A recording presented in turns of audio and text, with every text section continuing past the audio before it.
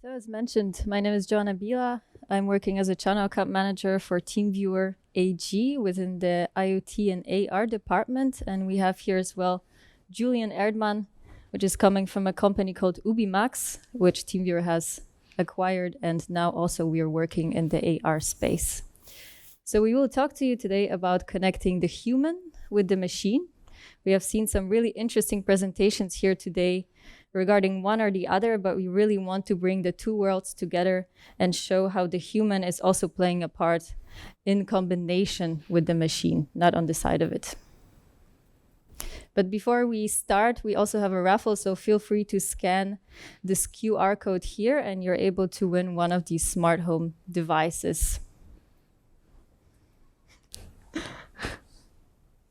We also have it on the booth in case you don't manage to do so. Okay.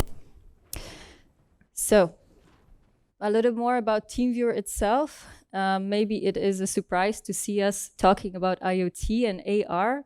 We have originated from 2005 working with this remote connectivity, connecting computers, making sure that everyone is up and running at all times with IT departments. But since then, we have made over 460 million in billing, so we're not a small company anymore in 2020. We have over 600,000 subscribers worldwide and 1,300 employees, which are also located globally. So we're not anymore just a German company. We have offices located all over the world, including the US and also APAC. We have originated from a very small town called Göppingen. And we are also connecting now, as mentioned, OT and mobile devices here with 64 million already connected in 2021. Julian here will tell you more about how we have come to the IoT and AR space. Thanks, Joanna. So let's start. So we started back in the days with connecting computers, as Joanna said.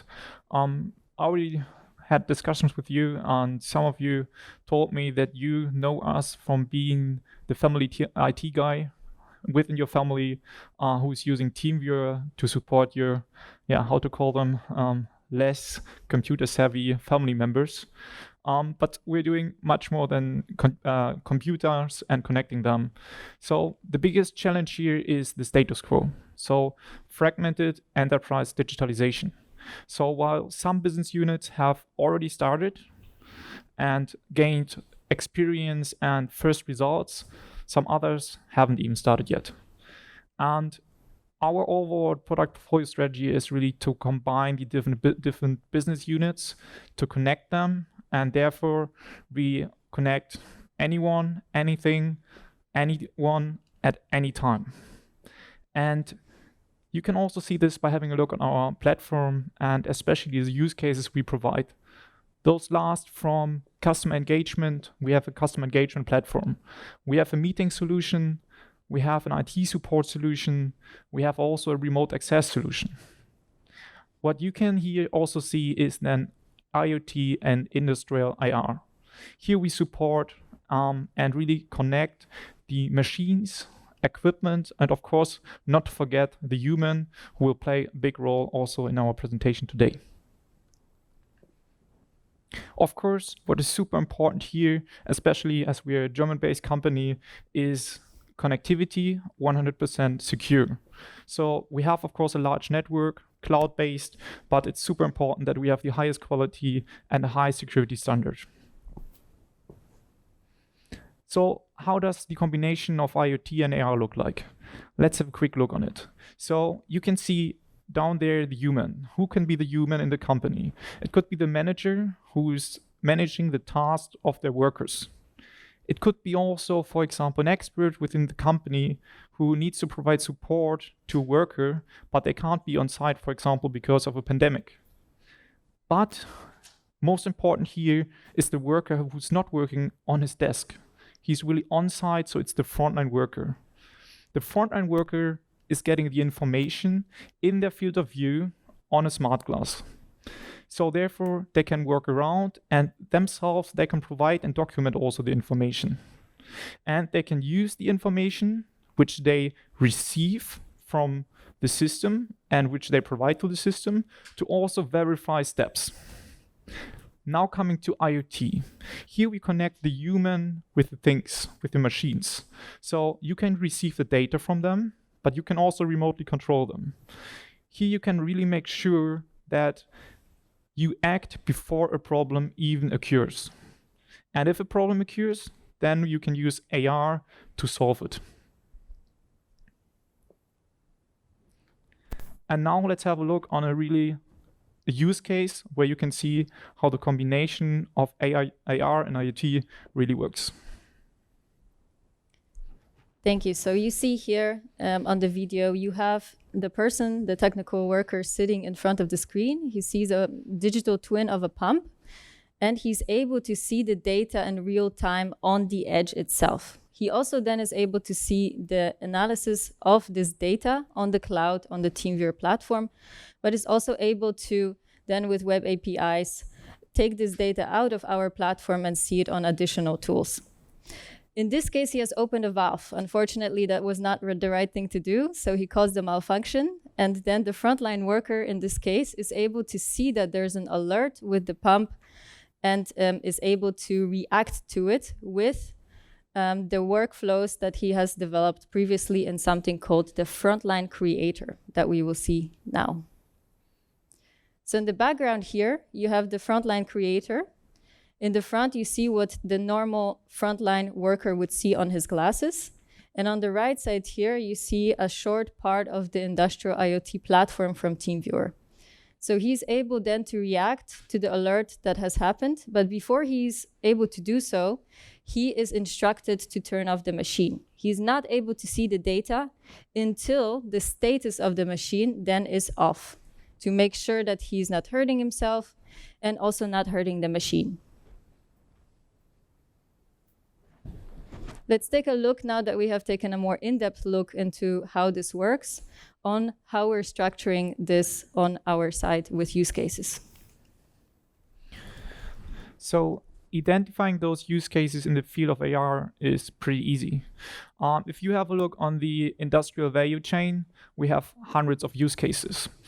Because what is needed for a use case where you need smart glasses and AR? It could be information what is needed, hands-free working, or even mobility. And if one of those, or even all of them, then you have a use case for AR with smart glasses. So that's why we structured our front-end platform in 4 different parts. We have XPick for logistics, so manual order picking, for example. There it's really important to have a deep look on the processes in the warehouse. So we from sales, or as well our partners, go to the customers and really make sure to ask the right questions. So it's about what is the situation in the warehouse? Where are the goods located? Do we need maybe external scanners? And so on and so on. And as soon as those questions are answered, we can then really provide the perfect solution, which you can see 1 minute later. We also have XMake for assembly processes. And here it's even more important how the information is provided on the smart glass. In the past, if we had the software for the front-end worker, this was structured in a different way. It was made for the office, but not for the front-end worker. So the information, there was too much information. The user experience was not existing or really bad. And the information was not displayed in the correct way. So the worker couldn't even do something with this. So that's why we provide our solution on the smart glass, and we really limit the information to the things which the worker really need. So he has a better user experience because he can work hands-free, having the information in the field of view where he really needs it. And of course, the information is structured really to what the worker is needing. Then we have XInspect for inspections. Of course, also again, information in the field of view. Here we have add more components in our creator, which Joanna mentioned. So we have documentation steps, we have measurement steps. We can even implement sensor data from IoT solution. So here everything comes together so that a worker can document everything without having to leave the place. And all of those use cases, we have at some point remote support is needed, especially I mentioned it before, during Corona, no one was able to travel, but there was trouble coming up. So you send out the glasses to the worker who needs support. The expert is sitting in front of the desk, and he provides then support. Here it's like, this is the sender-receiver problem. And by the option to wear smart glass, so you can see what the worker can see and you can support him. This could be in a process, so during a workflow, but also as a standalone solution. Let's have a look on a use case. For me, it's kind of special. Joanna mentioned I'm coming from UVMax. We brought one customer with us, which is DHL, and this is actually at UVMax our first customer in 2013. We released the first solution and presented it together with DHL. They're still onboarding more and more plans, and for DHL, in the meantime, it's a global standard solution. And let's have a look what will happen here at DHL. You can see here now that the worker is scanning the QR code to get really their tasks which are assigned to them. Now you can see the picking process. The information which the worker is getting, the aisle, the location, the picking amount, and already the next picking. What is important here, what you can see is the display.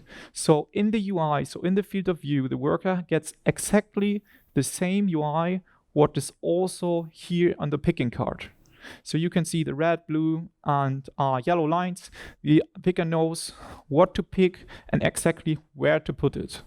So there is no option for errors, and he can really operate super fast. So that's why we achieved at DHL a 15% higher productivity, 50% less training time, and 100% happier and more successful and satisfied workers. Switching now to a second example, which is Airbus helicopters. This is the X-Inspect use case. I told you before how important it is, how to get the information, how to display it. The challenge here at Airbus helicopters was that they had to really document a lot, take pictures, videos. They had to follow a specific manual, and they had to really write everything down. What we did, and you can see it also here in the video now, is that we provided them the smart glass together with our solution.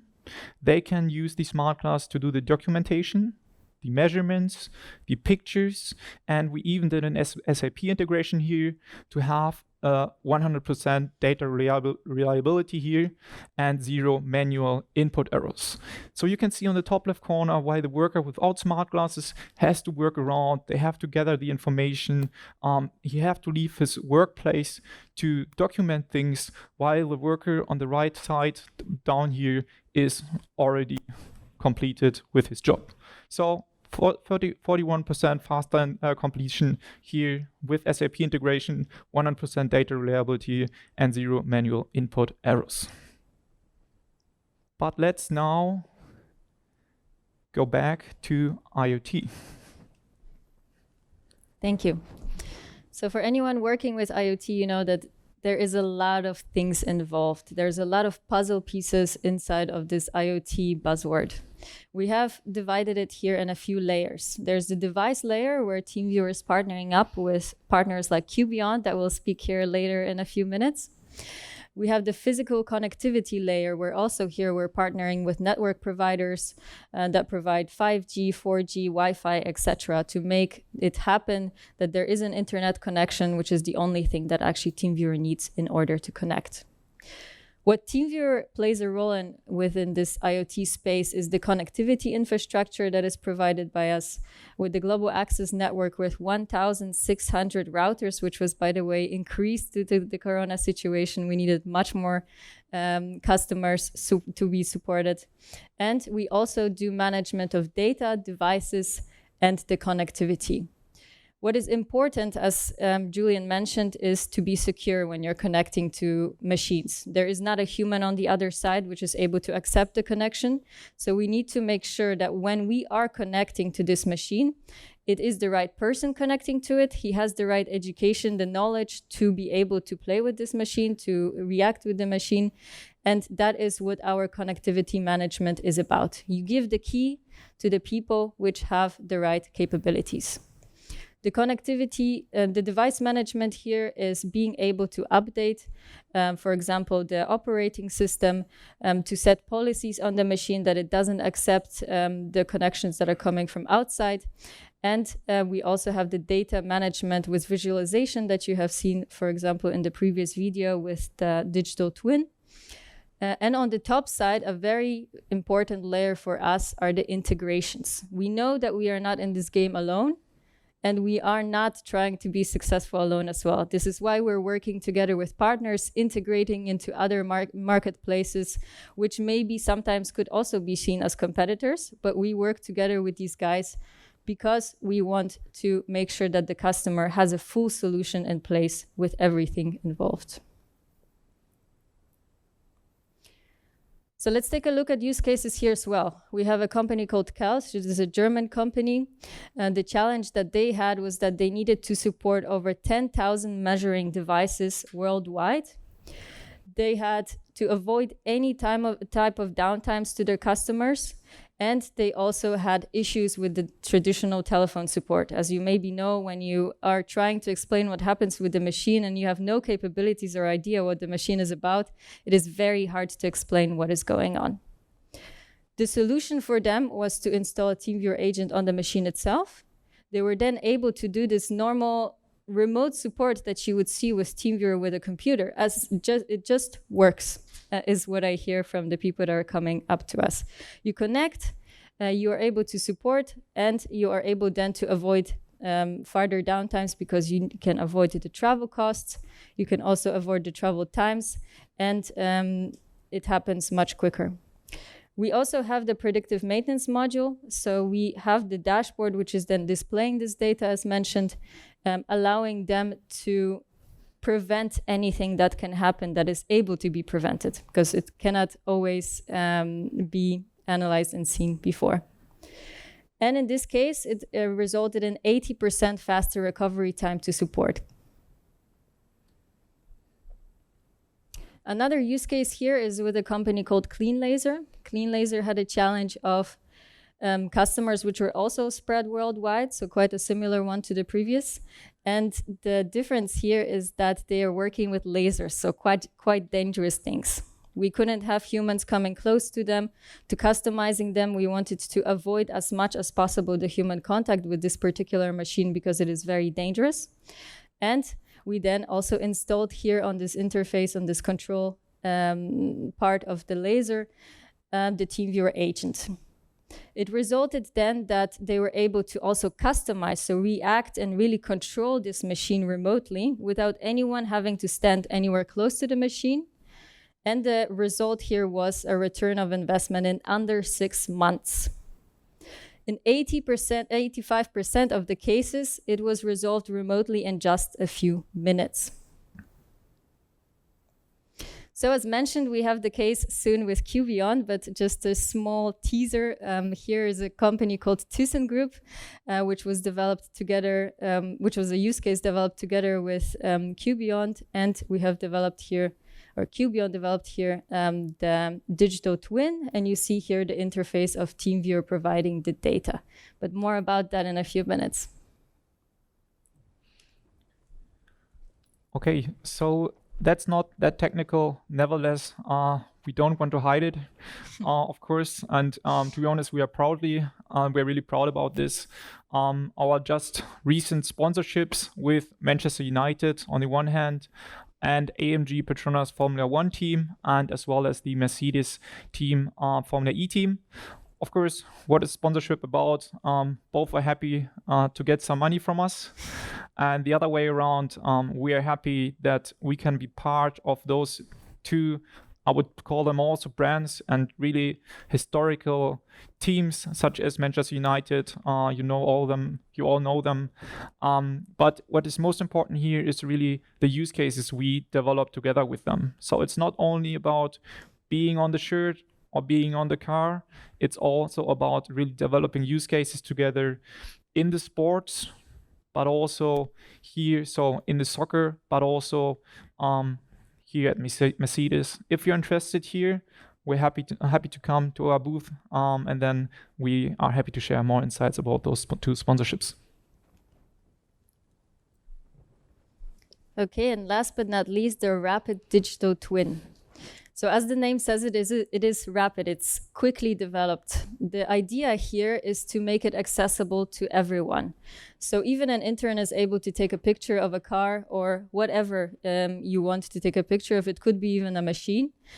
And then export this image, import it into the platform here, which is developed together with our partner Vinci, and put some data on it. So to be able to really see what is happening and to visualize it in just a few hours, and not usually it takes weeks or months to develop something called a digital twin. If you want to hear more about that, we also have a demonstration in our booth where we can show you exactly how this works. All right, so we're finished with our presentation. I want to say thank you. And if there's more information that we can share with you, we also have live demonstrations in our booth where we can go more in depth into the technical details of how TeamViewer is working with IoT and AR. Thank you.